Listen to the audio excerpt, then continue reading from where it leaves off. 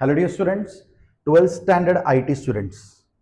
A very important playlist, a very important lectures for you people. Last moment revision. ठीक आहे, already तुम्हाला one shot lecture दिलेला आहे, तुम्हाला रॅपिड रिव्हिजन दिलेला आहे, तुम्हाला प्रत्येक पीवायक्यू एक एक करून एक्सप्लेन करून दिलेला आहे. ऍक्च्युली जो पीवायक्यूज आहे तो लास्ट इयरचा पीवायक्यू आहे, पण लास्ट इयरचा पीवायक्यू लास्ट इयरचा म्हणजे 2025चा पीवायक्यू आहे, ते आता पण ऍप्लिकेबल आहे. क्वेश्चन तेच आहेत, फक्त त्याच्यामध्ये काही लेबलिंग ऍड झाले, दॅट्स इट. सो ते पीवायक्यू आता रेफर केलं तरी चालेल, तेच क्वेश्चन तुमच्या एक्झामला असणार आहे. पण आता हा जो प्लेलिस्ट आहे किंवा हा जो व्हिडिओ आहे हे याच्याबद्दल तुम्हाला थोडं सांगतो. I am starting a LMR series. What is LMR series? Last moment revision. आता ऍक्च्युली लास्ट मुमेंट रिव्हिजन म्हणजे काय? जर तुमचं पूर्ण लेक्चर्स बघून झालेत, जर तुमचं पूर्ण रिव्हिजन झालं असेल, वन शॉट लेक्चर झालं असेल, किंवा एखादा स्टुडंटला समजा हा व्हिडिओ म्हणजे आयटीचा अभ्यास नाही केलं आणि आता एक्झामला 1-2 दिवस राहिलेत, 1-2 दिवसामध्ये आयटी पूर्ण कव्हर करायचं आहे, मग त्या मुलांसाठी हा व्हिडिओ जास्त हेल्पफुल राहणार आहे. ठीक आहे, तर एकदम कमी टाइममध्ये मॅक्स टू मॅक्स 30 to 40 मिनिट्समध्ये प्रत्येक चॅप्टर तुमच्यासमोर आणून ठेवणार आहे. 30 मिनिट्समध्ये एक चॅप्टर तुमच्या समोर आणून ठेवणार आहे आणि चॅप्टर मधला एक पॉईंट मी एक्सप्लेन करणार आहे. हो, चॅप्टर मधला एक पॉईंट एक्सप्लेन करणार आहे.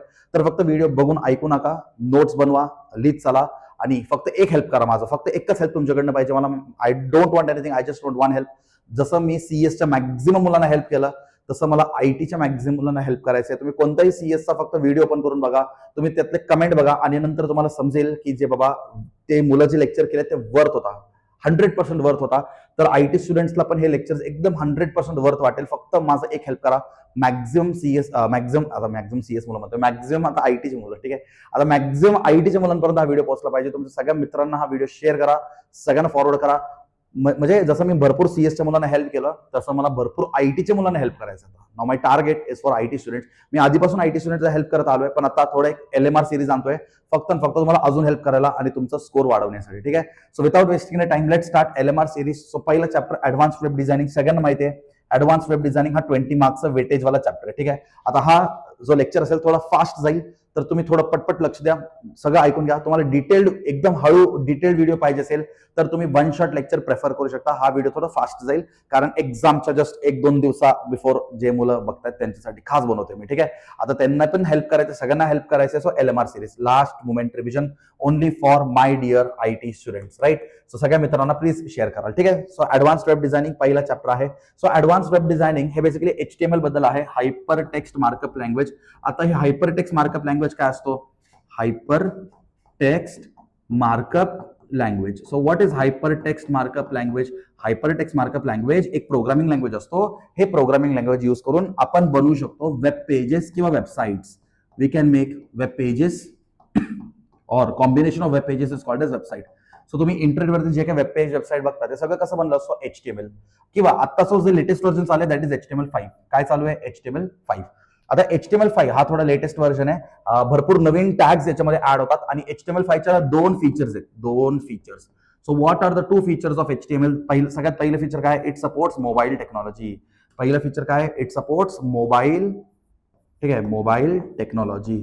सो मोबाईल टेक्नॉलॉजीला 100% आपला HTML5 सपोर्ट करतो.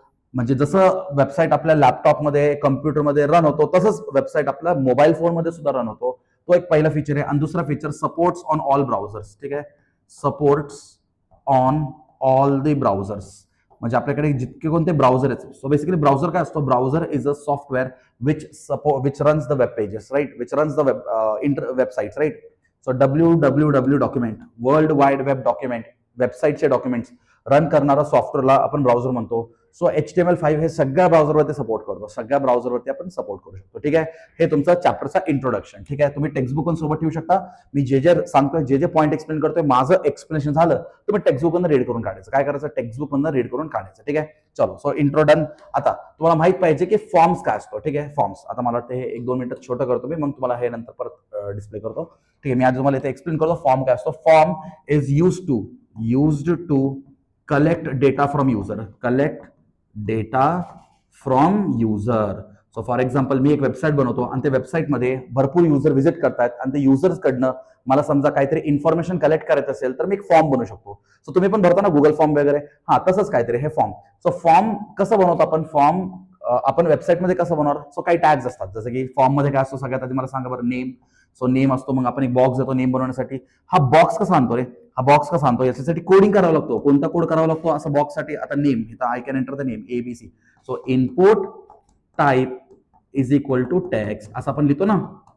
असं आपण कोड लिहिला पाहिजे हे, ठीक आहे. हे कोड तुम्ही HTML मध्ये करायचं, ठीक आहे.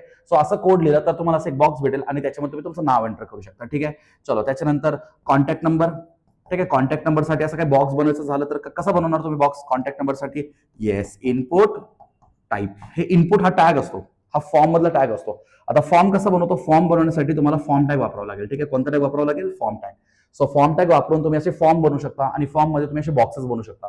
सो नाव जर कोणाचं ऍक्सेप्ट करायचं असेल तर हा वाला टॅग द्यायचं. जर कोणाचं कॉन्टॅक्ट नंबर ऍक्सेप्ट करायचं असेल तर असं लिहायचं, input type is equal to number. So जर तुम्ही तो व्हॅल्यू, याला पण व्हॅल्यू म्हणतो बरं का, नीट लक्ष द्या. इनपुट हा टॅग असतो, टाईप हा ऍट्रिब्यूट असतो आणि हा डबल कोट्स मध्ये, हे डबल कोट्स मध्ये आपण जे लिहितो त्याला आपण व्हॅल्यू असं म्हणतो, ठीक आहे.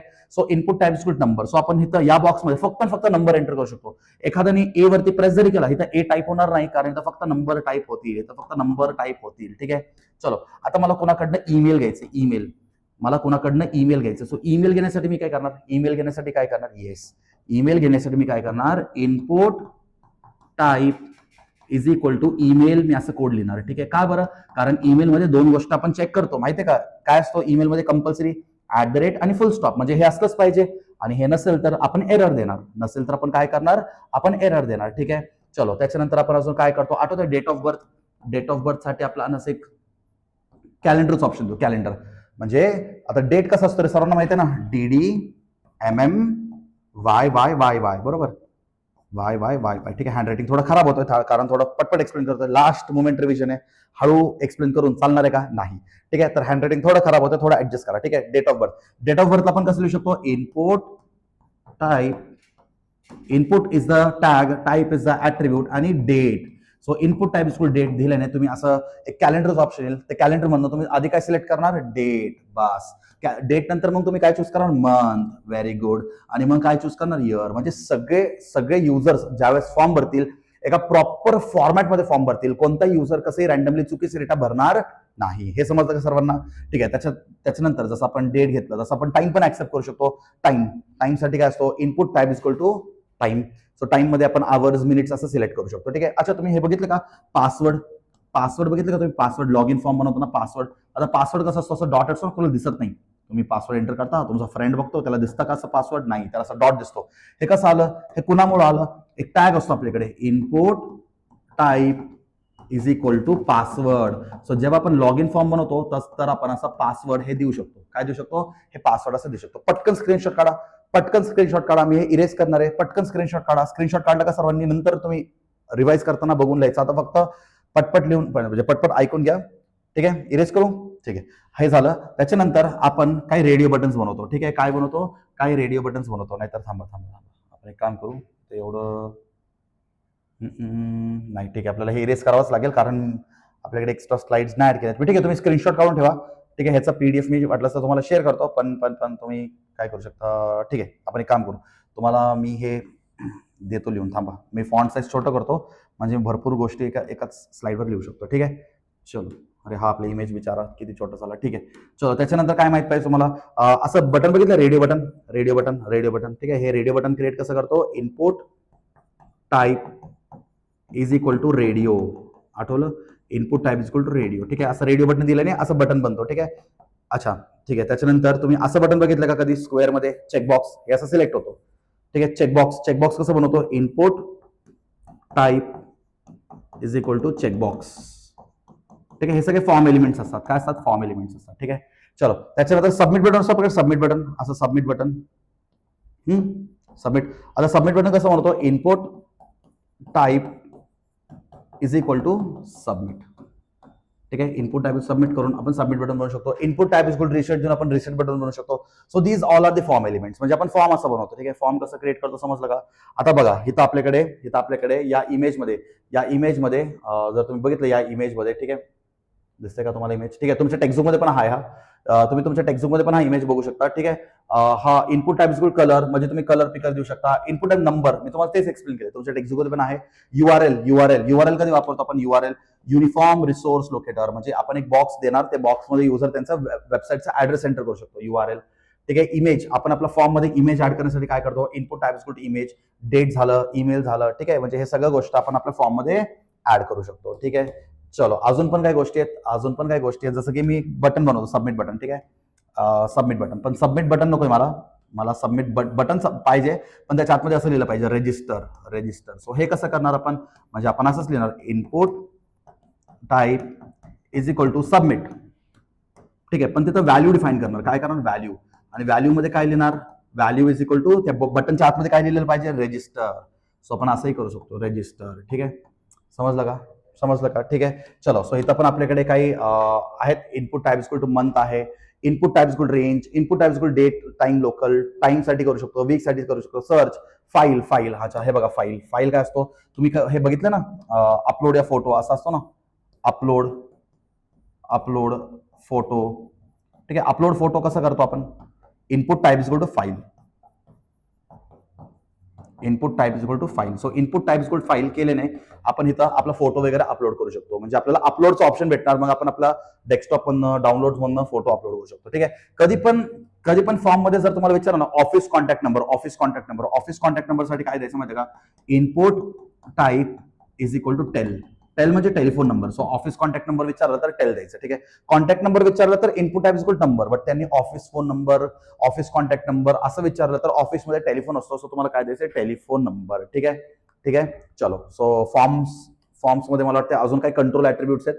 सो फॉर्म मध्ये आपण काही कंट्रोल्स आणू शकतो. फॉर्म्स मध्ये हे बघा बरं, फॉर्म्स मध्ये आपण काही कंट्रोल आणू शकतो. ठीक आहे. फॉर्म मध्ये कंट्रोल कसं आणणार, डिसेबल म्हणजे आपण त्या फॉर्म म्हणजे त्या बॉक्स मध्ये काहीच एंटर करू शकत नाही. मॅक्स म्हणजे आपण मॅक्झिमम व्हॅल्यू डिफाईन करू शकतो.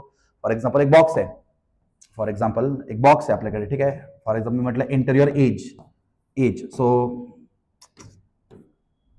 Enter your age.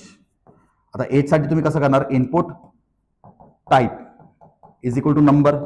आता एखाद्याने 1000 एंटर केलं तर पॉसिबल आहे का 1000 इयर्स ऑफ एज, नाही. तर आपण काय करणार, मिन मॅक्स ठेवणार, त्याचं मिनिमम व्हॅल्यू किती देणार, minimum age should be in between 10 आणि maximum value should be 20. So min max. So याच रेंजमध्ये युजरला इथं एज एंटर करावं लागेल. अशा आपल्याकडे भरपूर कंट्रोल ऍट्रिब्यूट्स आहेत. यांना आपण काय म्हणतो, कंट्रोल ऍट्रिब्यूट्स. मग त्याच्यानंतर पॅटर्न आहे. पॅटर्न म्हणजे कॉन्टॅक्ट नंबर साठी देतो, read only, required, auto complete, auto focus. Yes, required काय असतो, रिक्वायर्ड असं रेड कलरचा स्टार येतो, रेड कलरचा स्टार म्हणजे कंपल्सरी असतो. सो तुम्हाला काय करायचं असतो, इनपुट नंबर, मग इथे ऍड करावा लागतो रिक्वायर्ड. ठीक आहे. रिक्वायर्ड असं लिहावं लागतं. बस हे फक्त इथं रिक्वायर्ड एवढं ऍड करा. याला लास्टला ऍड केलं तर चालेल, हा डबल कोट्स नंतर रिक्वायर्ड ऍड केलं तरी चालेल, म्हणजे हा कंपल्सरी तुम्हाला फिलअप करावा लागेल. ठीक आहे. बस एवढंच तुम्हाला समजून घ्यायचं फॉर्म्समध्ये. त्याच्यानंतर असतो मेटा टॅग. काय असतो, meta tag is use to give the description to the web page. आपण एक वेबसाईट बनवतो ना, तर ते वेबसाईटला डिस्क्रिप्शन देण्यासाठी, डिस्क्रिप्शन. ठीक आहे. आता ह्या डिस्क्रिप्शन काय प्रकार आहे, फॉर एक्झाम्पल तुम्ही गुगलवरती एखादं वेबसाईट सर्च करता, मग तुम्हाला भरपूर वेबसाईट दिसतात, असं www.com, बरोबर. आता वेबसाईटच्या खाली असं डिस्क्रिप्शन असतो, हा डिस्क्रिप्शन देणारा कोण असतो, मेटा टॅग. आणि मेटा टॅग आपण हेड सेक्शन मध्ये देतो, म्हणजे मेटा टॅगला हेड टॅगच्या आतमध्ये इन्क्लूड करतो. आणि हा एक एम्प्टी टॅग आहे. कोणता टॅग आहे, एम्प्टी टॅग म्हणजे काय असतो रे विषय, आपण फक्त त्या टॅगला ओपन करतो, त्या टॅगला कधी क्लोज करतो का, नाही. आपल्याकडे भरपूर असे टॅग्स असतात HTML मध्ये, ज्यांना आपण काय करतो, फक्त ओपन करतो, त्यांना क्लोज करत नाही. ठीक आहे. सो ज्या टॅग्सला आपण ओपन करतो आणि क्लोज करत नाही त्यांना आपण म्हणतो एम्प्टी टॅग्स. सो मेटा टॅगचा मुद्दा एवढाच आहे, कोणत्याही वेबसाईटला काय म्हणतो आपण, अजून माहिती देण्यासाठी, वेबसाईट संदर्भात अजून माहिती देण्यासाठी. आणि हे वेबसाईटच्या बाहेर असतात बरं का, वेबसाईटच्या आतमध्ये नसतात. हे मेटा टॅग कुठं असतो, वेबसाईटच्या बाहेर असतो. आणि वेबसाईटच्या बाहेर असून वेबसाईट बद्दल माहिती सर्वांना देतो, की बाबा या वेबसाईटमध्ये असं तुम्हाला इन्फॉर्मेशन भेटेल, या वेबसाईटमध्ये तुम्हाला असं कंटेंट भेटेल. सो वेबसाईट बद्दल इन्फॉर्मेशन वेबसाईटच्या बाहेर राहून देणारा व्यक्ती असतो आपला मेटा टॅग. आणि मेटा टॅग कुठे डिफाईन करतो, हेड सेक्शन मध्ये डिफाईन करतो, जो की एम्प्टी टॅग असतो. समजलं का, मेटा टॅग. ठीक आहे. पुढे कोण असतो, काय असतो, CSS. सगळ्यात इम्पॉर्टंट टॉपिक. हाच टॉपिक तुमचा पहिला चॅप्टर, म्हणजे पूर्ण आयटीचा बॅकबोन आहे हा, बॅकबोन. ठीक आहे. ऐका, ज्या मुलांना CSS काहीच माहित नाही, तुम्ही पण ऐका. HTML ने आपण ज्यावेळेस वेबपेज बनवतो ना, तो खूप सिंपल साधा वेबपेज बनवतो. तुम्ही एक वेबसाईट बनवताय, तो खूप सिंपल साधा असेल तर त्याच्यावरती कोणच व्हिजिट नाही करणार. आता मी एक वेबसाईट बनवतो, त्या वेबसाईटला थोडं अट्रॅक्टिव्ह करतो. काय करतो, त्या वेबसाईटला थोडं अट्रॅक्टिव्ह बनवतो. ठीक आहे. सो वेबसाईटला अट्रॅक्टिव्ह कसं बनवणार, बाय HTML तर बनवणार, HTML पेज बनणार, पण त्याच्यामध्ये ऍड करणार CSS. ठीक आहे. म्हणजे वेबसाईट बनवणार, त्याच्यामध्ये थोडं मिरची मसाला टाकणार. मिरची मसाला म्हणजे CSS. आता तुम्ही आपण काहीतरी खातो बरोबर, तिथं थोडा मिरची मसाला ऍड करतो, का बरं, थोडं स्पायसी बनवतो, थोडा काय म्हणतो, थोडं फ्लेवर्स अजून ऍड करतो, म्हणजे आपल्याला अजून छान वाटतं. तसं HTML बनवलं ना एकदम फिका असतो, एकदम नॉर्मल असतो. पण तुम्हाला थोडं मिरची मसाला टाकायचा असेल तर CSS. सो CSS ने तुम्ही तुमच्या वेबसाईटला स्टाईल देऊ शकता. काय देऊ शकता? स्टाईल देऊ शकता. आणि तुमचा जो साधा दिसणारा वेबसाईट आहे तो थोडा अट्रॅक्टिव्ह दिसेल. कसं असेल? अट्रॅक्टिव्ह, आणि भरपूर लोकांना अट्रॅक्ट करेल आणि भरपूर लोक तुमच्या वेबसाईटला व्हिजिट करेल. आता हा वेबसाईटला अट्रॅक्टिव्ह कसं बनवतो? आता इथं फॉर एक्झाम्पल मी लिहितो IT कोड बॉक्स. काय लिहिलं? IT code box. माझं चॅनलचं नाव लिहिलं IT कोड बॉक्स. आता हा नॉर्मल टेक्स्ट आहे. आता मी काय करू शकतो? IT कोड बॉक्सला याचा कलर चेंज करू शकतो. IT कोड बॉक्सचा कलर चेंज करू शकतो. याचा बॅकग्राऊंड कलर चेंज करू शकतो. बरोबर, याला मी मध्ये ठेवू शकतो, याला मी वरती ठेवू शकतो, याला मी सेंटरला ठेवू शकतो, त्याला अलाइन करू शकतो. म्हणजे हा हँडरायटिंग चेंज करू शकतो, याचा साईज वाढवू शकतो, त्याला बोल्ड करू शकतो, त्याला इटॅलिक करू शकतो, त्याला अंडरलाईन करू शकतो, त्याचा पोझिशन चेंज करू शकतो, त्याला फ्लोट करू शकतो, भरपूर काय करू शकतो मी. म्हणजे माझ्याकडे एवढं स्टाईल्स आहेत ना, हा IT कोड बॉक्स एवढं भारी दिसेल ना. आता नॉर्मल पेजमध्ये मी असं लिहिलं, normally IT code box, normal लिहिलं IT कोड बॉक्स. पण याला मी थोडं अट्रॅक्टिव्ह केलं, असं बॉक्स वगैरे दिलं, त्याच्यानंतर त्याला अंडरलाईन वगैरे केलं. समजते का मी काय म्हणतोय? समजते का?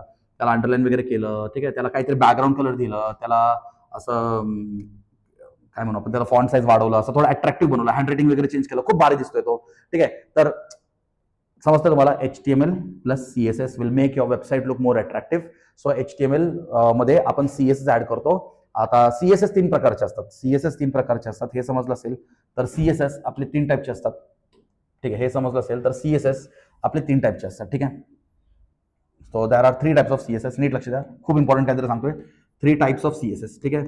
तर पहिला टाइप काय असतो? Inline CSS. काय असतो? Inline CSS. दुसरा CSS असतो इंटरनल CSS. बरोबर, इंटरनल CSS. आणि तिसरा असतो एक्सटर्नल CSS. External CSS. ठीक आहे. ठीक आहे, लक्ष द्या, लक्ष द्या, लक्ष द्या. आता इंटरनल CSS ला आपण एम्बेडेड CSS पण म्हणतो. ठीक आहे. इंटरनल CSS ला आपण एम्बेडेड CSS पण म्हणतो. इंटरनल CSS ला काय म्हणतो? एम्बेडेड CSS पण म्हणतो. ठीक आहे. फॉर एक्झाम्पल, आता हा बघा, माझ्याकडे एक पेज आहे. बरोबर, माझ्याकडे एक पेज आहे.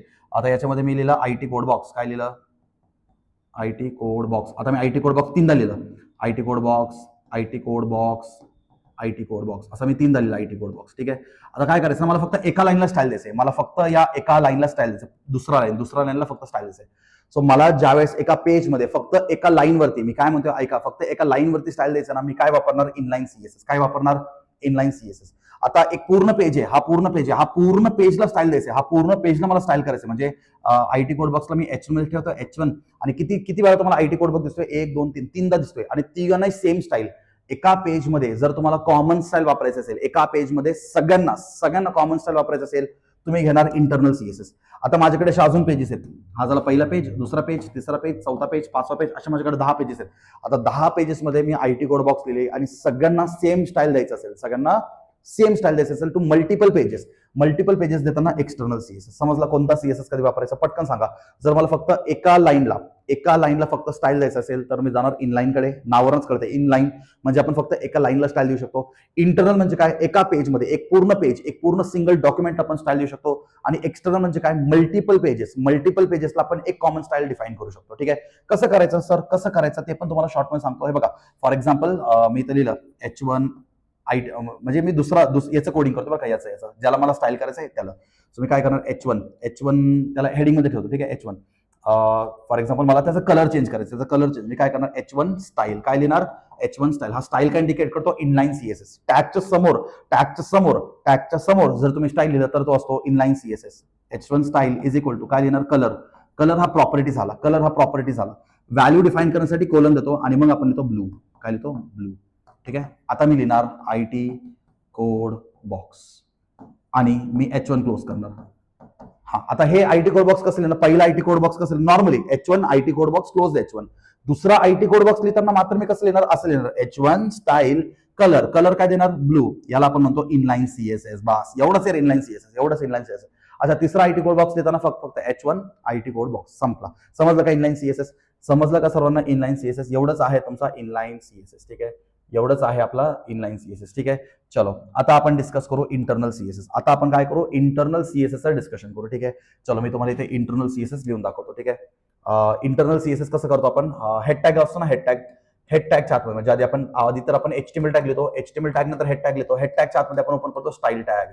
काय करतो स्टाईल टॅग. आणि स्टाईल टॅग मध्ये आपण सांगणार कोणत्या टॅगला हेडिंग द्यायचं. आता ह्याला असं नका देऊ, ह्याला टॅग म्हणतो. आता ह्याला सिलेक्टर म्हणतो. काय म्हणतो याला? सिलेक्टर. आता मी एका पूर्ण पेजमध्ये H1 एकदा रिपीट झाला तरी तो स्टाईल, दोनदा रिपीट झाला तरी तो स्टाईल, 10 वेळा रिपीट झाला तरी तो स्टाईल. इनलाईन मध्ये काय होता? तीन लाईन्स होते ना, आयटी कोड बॉक्स 3 लाईन होता, पण फक्त सेकंड लाईनला स्टाईल आला. फक्त सेकंड लाईनला स्टाईल आला कारण आपण दिलं इनलाईन सीएसएस. आता आपण बनवतो एक्सटर्नल सीएसएस. ठीक आहे. H1 ला काय स्टाईल द्यायचं? आता कर्ली ब्रेसेस वापरायचं. एक इंटरनल सीएस साठी कर्ली ब्रेसेस सांगा. Colour colon blue, close the curly braces. बस एवढंच. Close the style, close the head. आता तुम्ही बॉडी टॅग ओपन करा. आता काय करा? आता तुम्ही बॉडी टॅग ओपन करा.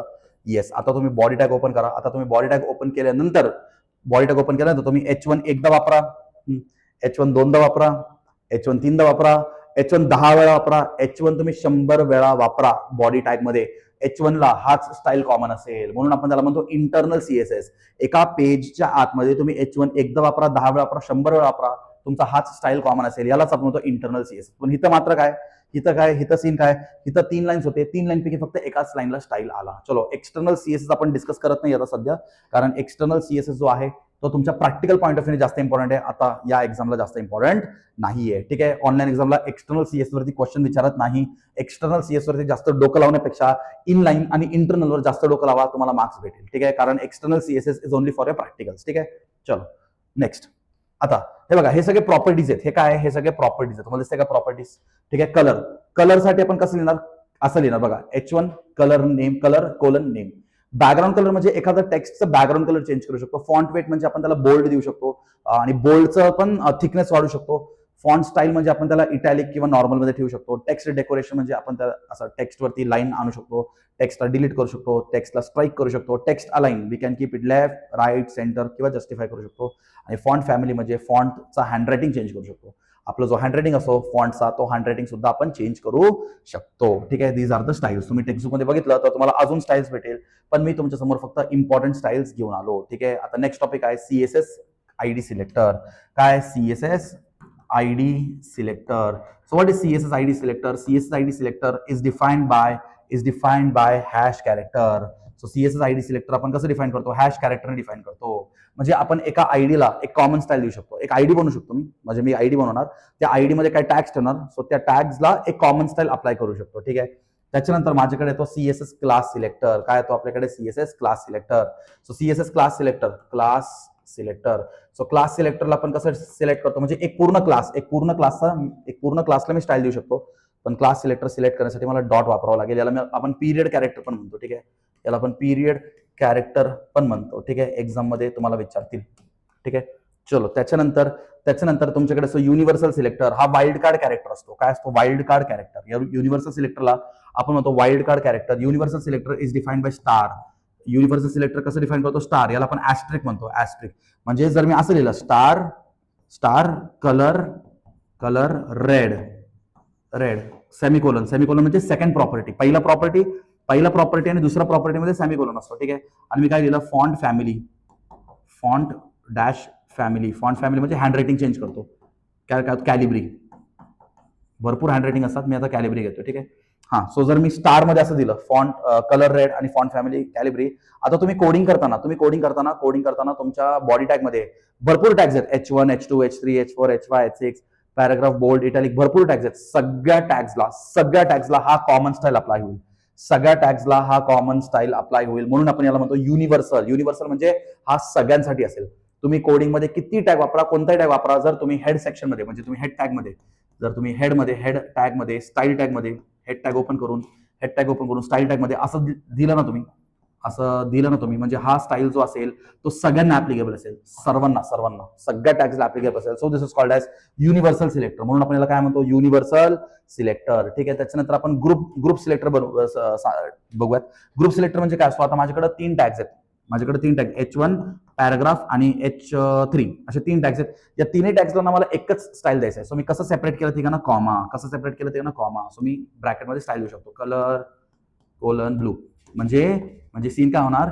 या तिन्ही टॅग्सला एकच स्टाईल येणार. याला आपण म्हणतो ग्रुप सिलेक्टर. याला काय म्हणतो? ग्रुप सिलेक्टर कसं म्हणतो? कॉमनी बनतो. आता आपल्याकडे तो positioning in CSS.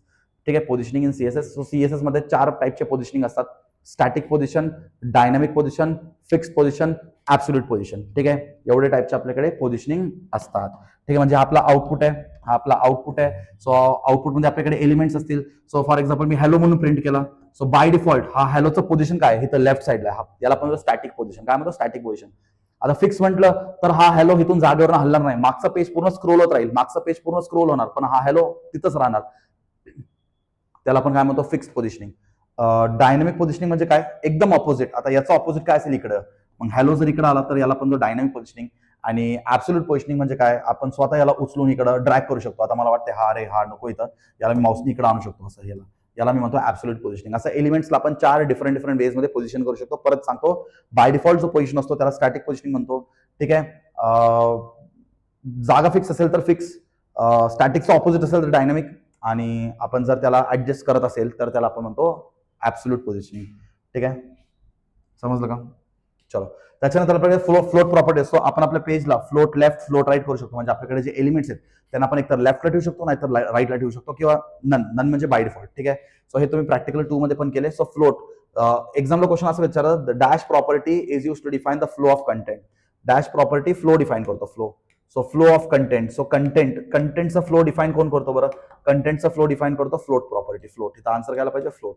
So float property defines the flow of the content. ठीक आहे, चलो त्याच्यानंतर आपण स्टार्ट करतो लिस्ट. खूप इम्पॉर्टंट टॉपिक आहे. ठीक आहे, फक्त अजून 10 मिनिटं, फक्त 10 मिनिटात तुमचा हा वाला चॅप्टर जो आहे पूर्ण कंप्लीट होतो. लिस्ट. लिस्ट आपल्याकडे 4 प्रकारचे असतात. Ordered list. ठीक आहे, ऑर्डर्ड लिस्ट. ऑर्डर्ड लिस्ट कसं बनवतो, ओएल टॅगने. ओएल टॅगने असं असेल ना, 1 2 3 4, याला पण म्हणतो ऑर्डर्ड लिस्ट. अच्छा, जर मला असं पाहिजे असेल तर, जर मला असं ए बी सी डी असं पाहिजे असेल तर मी काय करणार, असं लिहिणार, OL type is equal to A. ठीक आहे, असं बनतं तर एबीसीडी बनेल. ठीक आहे, जर मला असं पाहिजे 100, 101, 102, 103 असं पाहिजे असेल तर मी काय करणार बरं, असं लिहिणार, OL start is equal to 1 असं लिहिणार. OL start is equal to 100. काय येतं, 100. So OL start is equal to 100 लिहिलं तर माझा लिस्ट 100 पासून सुरू होणार. ठीक आहे, अच्छा मला असं पाहिजे 4 3 2 1 तर मी काय करणार, ओएल रिव्हर्स असं लिहिणार, OL reverse. So I write OL reverse, म्हणजे मला उलट लिस्ट भेटेल. ठीक आहे, आणि याच्यामध्ये तुम्ही लिस्ट डिफाईन करून एलिमेंट सांगू शकता. जसं मी एबीसी दिलं, मग त्याच्यानंतर मी काय दिलं, एक्स वाय झेड. ठीक आहे, एबीसी एक्स वाय झेड, मग इथे येणार एबीसी एक्स वाय झेड असं. ठीक आहे, हे झालं ऑर्डर्ड लिस्ट. हा झाला ऑर्डर्ड लिस्ट. त्याच्यानंतर कोण असतो, अनऑर्डर्ड लिस्ट. अनऑर्डर्ड लिस्ट काय असतो, युएल टॅगने डिफाईन करतो. युएल टॅग, आता असं बुलेट्स जे असतात ना, बुलेट्स, हे बुलेट्सला पण काय म्हणतो, युएल. आता युएल टॅग कसं बनवतो, बाय डिफॉल्ट युएल टॅग डिस्क मध्ये असतो. कसं असतो, डिस्क. बाय डिफॉल्ट तो डिस्क मध्ये असतो. युएल दिलं तर बाय डिफॉल्ट आपल्याला काय भेटतो, डिस्क. ठीक आहे, पण तुम्हाला असं स्क्वेअर मध्ये पाहिजे असेल, स्क्वेअर मध्ये, तर तुम्हाला काय करावं लागेल, UL type is equal to square असं द्यावं लागेल. ठीक आहे, तिसरा लिस्ट असतो आपल्याकडे नेस्टेड लिस्ट. आता नेस्टेड लिस्ट काय असतो, combination of both ordered list plus unordered list असेल तर त्याला आपण काय म्हणतो, नेस्टेड लिस्ट म्हणतो. ठीक आहे, आणि फोर्थ असतो डेफिनेशन लिस्ट. आता डीएल टॅग मध्ये अजून 2 टॅग्स येतात. ठीक आहे, एकाला आपण म्हणतो डेफिनेशन टर्म आणि एकाला म्हणतो डेफिनेशन डेटा. ठीक आहे, डेफिनेशन लिस्ट मध्ये अजून 2 टॅग्स. डीटी म्हणजे काय असतो, डेफिनेशन टर्म, आणि डीडी म्हणजे काय असतो, डेफिनेशन डेटा. ठीक आहे, फॉर एक्झाम्पल मला आयटी डिफाईन करायचं आहे, आयटी. ठीक आहे, सो मी आयटीला डिफाईन करणार IT. So IT stands for information technology. IT is a subject which consists of computers which has a basic knowledge of hardware, software असं तुम्हाला लिहायचं. ठीक आहे, सो आयटीला डिफाईन करायचं आहे. मग तुम्ही काय करणार, सगळ्यात आधी डीएल टॅग ओपन करणार, डेफिनेशन लिस्ट. हा आयटी ज्या टर्मला डिफाईन करायचं, ज्याला डिफाईन करायचं त्याला आपण ठेवतो डीटी मध्ये, डेफिनेशन डेटा, डेफिनेशन टर्म. आणि ऍक्च्युअल डेफिनेशनला कशामध्ये ठेवतो, डीडी मध्ये ठेवतो. ऍक्च्युअल डेफिनेशनला डीडी मध्ये ठेवतो, इथं टॅग क्लोज करा, डीडी मध्ये ठेवतो. आणि लास्टला Diehl tag, definition list tag close करतो. बस, लिस्ट संपला. एवढंच लिस्टचा टॉपिक. ठीक आहे, आता लिस्ट कोडिंग मग तुम्हाला अजून समजेल. हे व्हिडिओ झाल्यानंतर मी कोडिंगचा व्हिडिओ अपलोड करेल, त्याच्यामध्ये तुम्हाला लिस्ट अजून जास्त समजेल. ठीक आहे, चलो त्याच्यानंतर audio, yes, audio video, yes, audio video practical जास्त इम्पॉर्टंट आहे. ऑडिओ ऍड करण्यासाठी आपण ऑडिओ टॅग वापरतो. आणि ऑडिओ फाईल एक्सटेन्शन काय काय असतात, .mp3 is the popular audio extension. .aac advanced audio code. एक्झामला फुल फॉर्म विचारतात, ऍडव्हान्स्ड ऑडिओ कोड. ठीक आहे, त्याच्यानंतर .ogg this is a common extension for audio and video. ठीक आहे, सो ऑडिओ ऍड करण्यासाठी ऑडिओ टॅग. ठीक आहे, त्याच्यानंतर ऑडिओ डिफाईन करण्यासाठी एसआरसी ऍट्रिब्यूट वापरतो. आपल्याकडे ऍट्रिब्यूट्स बरोबर एसआरसी ऍट्रिब्यूट टाईप आहे. ठीक आहे, त्याच्यानंतर आपण त्याला कंट्रोल्स सांगतो. कंट्रोल्स म्हणजे काय, हे सगळे ऍट्रिब्यूट झाले. These are the attributes. These are the attributes of audio tag. ठीक आहे. कंट्रोल्स म्हणजे काय, will get a play button, pause button, volume up, volume down, all this things when we add the controls. याचं coding येत नाही एक्झामला, तर फक्त तुम्हाला याचं टेक्स्टबुक मध्ये जेवढं आहे ते सगळं ॲट्रिब्यूट्स एकदा लर्न करून घ्याल. ठीक आहे. जसं ऑडिओ आहे तसं आपल्याकडे व्हिडिओ पण आहे. जसं ऑडिओ तसं व्हिडिओ, जसं ऑडिओ तसं व्हिडिओ. व्हिडिओ ऍड करण्यासाठी आपल्याकडे असतो व्हिडिओ टॅग. व्हिडिओ ऍड करण्यासाठी आपल्याकडे असतो व्हिडिओ टॅग. व्हिडिओचे एक्सटेन्शन काय असतात, .mp4. .mp4 is the most popular used extension for video file. .webm. ठीक आहे. .webm असतो, .ogg असतो, .wave असतो, WAVE. ठीक आहे. समजतं का. असं भरपूर एक्सटेन्शन व्हिडिओ फाईलसाठी पण असतात. सेम ॲट्रिब्यूट्स, सोर्स, ठीक आहे. त्याच्यानंतर controls, these all are the type, these all are the attributes of video file. These all are the attributes. ठीक आहे. ॲट्रिब्यूट्स म्हणजे काय असतात रे, जे टॅग बद्दल अजून इन्फॉर्मेशन देतात, जे टॅगला अजून डिफाईन करतात, त्यांना पण ॲट्रिब्यूट्स म्हणतो. ठीक आहे. चलो next is image mapping. Image mapping. Image mapping म्हणजे काय असतो, आपल्याकडे फॉर एक्झाम्पल एक इमेज आहे, बरोबर. एक इमेज आहे, त्या इमेज मध्ये आपल्याकडे भरपूर ऑब्जेक्ट्स आहेत. ठीक आहे. आता हे इमेज आहे, इमेजमध्ये माझ्याकडे एक ट्रायंगल आहे, एक रेक्टँगल आहे, एक ट्रायंगल, एक स्क्वेअर आहे आणि एक सर्कल आहे. ठीक आहे. तर मी काय करणार माहिती का, यांना मॅपिंग करणार, यांना मॅप करून ठेवणार, यांना मॅप करणार, यांना मॅप करून ठेवणार. So when I am going to click on triangle, मला ट्रायंगल बद्दल इन्फॉर्मेशन भेटणार. When I am going to click on square, I will get the information about square. When I am going to click on circle, I will get the information about circle. याच्यावर click केल्यानंतर मला information, हे image आहे, हे image आहे, image हा स्वतः आहे इमेज. इमेज हो. सो इमेज टॅग वापरून आपण इमेज ऍड करणार. ठीक आहे. मॅप टॅग वापरून आपण इथं मॅपिंग करणार आणि एरिया टॅग वापरून आपण हॉटस्पॉट क्रिएट करणार. काय क्रिएट करणार, हॉटस्पॉट. सो हा जो क्लिकेबल एरिया असेल ना, अच्छा मी इथं क्लिक केलं तर काय होणार, समजा इथं क्लिक केलं तर काय होणार, काहीच नाही होणार, कारण इथं हॉटस्पॉट नाहीये. सो इथं आपल्याकडे हॉटस्पॉट आहे. सो याच्या आतमध्ये तुम्ही क्लिक केलं तर एक नवीन पेज ओपन होणार आणि ट्रायंगल बद्दल तुम्हाला इन्फॉर्मेशन भेटेल. So the clickable areas inside the image is called as hotspot. ठीक आहे. हॉटस्पॉट लक्षात आलं का. सो इमेज मॅपिंग बनवण्यासाठी 3 टॅग वापरतो. Image mapping can be done with help of 3 tags, image tag, map tag and area tag. समजते का. Exam MCQ 3 correct answer मध्ये नेहमी हा क्वेश्चन विचारतात. ठीक आहे. आता आपण येतो नेक्स्ट टॉपिककडे, इनलाईन फ्रेम. इनलाईन फ्रेम काय असतो माहिती आहे का, आपल्याकडे एक विंडो आहे, आपल्याकडे हा आउटपुट आहे. ठीक आहे. हा एक पेज माझा वेब पेज आहे. आता या वेब पेजच्या आतमध्ये मी अजून एक वेब पेज ऍड करतो, या वेब पेजच्या आतमध्ये अजून एक छोटस वेब पेज ऍड करतो आणि इथं मी ऍड डिस्प्ले करतो, ऍडव्हर्टाइजमेंट, जाहिरात. आपण एक वेबसाईट मध्ये बघतो ना ऍडव्हर्टाइजमेंट. ठीक आहे. सो हा ऍडव्हर्टाइजमेंट कसा आला, या फ्रेमला आपण म्हणतो इनलाईन फ्रेम. Inline frame. आणि हा इनलाईन फ्रेम कसा ऍड करतो, इनलाईन फ्रेम ऍड करतो by iframe tag. Iframe टॅगने आपण हा इनलाईन फ्रेम असा ऍड करतो. ठीक आहे. आपण याचा हाईट, विड्थ सगळं ऍडजस्ट वगैरे करू शकतो आणि याच्या आतमध्ये कोणता वेब पेज डिस्प्ले करायचा तेही आपण सांगू शकतो by SRC attribute. SRC attribute असतो, याच्याकडे HREF ऍट्रिब्यूट असतो, हायपरलिंक करू शकतो याला पण. ठीक आहे. सो सोर्स, HREF, त्याच्यानंतर हाईट असतो, हाईट ऍट्रिब्यूट असतो, height, width. So these all are the attributes of iframe. ठीक आहे. अच्छा, इथं आपण अजून एक आय फ्रेम लावू शकतो, इथं पण आपण ऍड डिस्प्ले करू शकतो, मल्टिपल फ्रेम्स लावू शकतो. म्हणजे एका पेजच्या आतमध्ये मल्टिपल दुसरे पेजेस आले तर त्याला आपण आय फ्रेम असं म्हणतो. काय म्हणतो, आय फ्रेम. आय फ्रेमचा फुल फॉर्म काय असतो रे, इनलाईन फ्रेम. आता हा इनलाईन फ्रेम असा असतो ना, याला स्क्रोल बार असतात, याला scroll bar, no scroll bars. ठीक आहे. नो बॉर्डर, याला बॉर्डर नसतो, याला स्क्रोल बार नसतो. ठीक आहे. त्याच्यानंतर याला मार्जिन नसतात, नो मार्जिन्स. हे त्याचे फीचर्स आहेत. ठीक आहे. आय फ्रेमला स्क्रोल बार नसतो, बॉर्डर नसतो, मार्जिन पण नसतो. ठीक आहे. चलो आता लास्ट टॉपिक कडे येतो, वेबसाईट होस्टिंग. सो फक्त वेबसाईट बनवून काम चालतो का आपला, किती मिनिटं झाले. ठीक आहे. मी टायमर लावले ऍक्च्युली. तर मला तुमचं जास्त, ऍक्च्युली मी लेक्चर घेतो ना तर खूप खूप खूप एक्सटेंड होतो. मी बघा टायमर लावले, म्हणजे मला तेवढ्या टाइम मध्ये हा लेक्चर कंप्लीट करायचा. लास्ट मोमेंट रिव्हिजन आहे ना, एक्झामच्या आधी बघताय तुम्ही हा व्हिडिओ. ठीक आहे. सो लास्ट मोमेंट मध्ये कमी टाइम मध्ये सगळं तुम्हाला सांगायचं आहे. ठीक आहे. सो वेबसाईट होस्टिंग काय असतो, आपण एक वेबसाईट बनवतो, पण ते वेबसाईट फक्त बनवून ठेवणं हे सोल्युशन आहे. त्या वेबसाईटला आपल्याला होस्ट करावं लागेल, इंटरनेटवरती टाकावं लागेल. सो होस्ट करण्याच्या प्रोसेसला आपण काय म्हणतो, वेबसाईट होस्टिंग. पण वेबसाईट होस्टिंग करण्यासाठी आपल्याला काही कंपनीचा हेल्प घ्यावा लागतो, त्या कंपनीजला म्हणतो वेब होस्ट. काय म्हणतो, वेब होस्ट. वेब होस्ट काय करतात, आपल्याला इंटरनेटवरती स्पेस देतात आणि त्या इंटरनेटवरच्या क्लाउड स्पेसमध्ये आपण आपल्या वेबसाईटला स्टोअर करतो, आपण आपल्या वेबसाईटला अपलोड करतो आणि मग तिथून आपल्या वेबसाईटला सगळ्यांना दाखवतो. ठीक आहे. आता वेब होस्ट बेसिकली 3 टाईपचे असतात, किंवा वेबसाईट होस्टिंग 3 टाईपचे असतात. सगळ्यात पहिला असतो शेअर्ड होस्टिंग, दुसरा असतो फ्री होस्टिंग आणि तिसरा असतो डेडिकेटेड होस्टिंग. असे 3 टाईपचे होस्टिंग असतात. डेडिकेटेड. ठीक आहे. डेडिकेटेड. ठीक आहे. सो मला सांगा, शेअर्ड म्हणजे काय, छोट्या वेबसाईटसाठी असतो आणि थोडाफार कॉस्ट इफेक्टिव्ह असतो, पे करावं लागेल.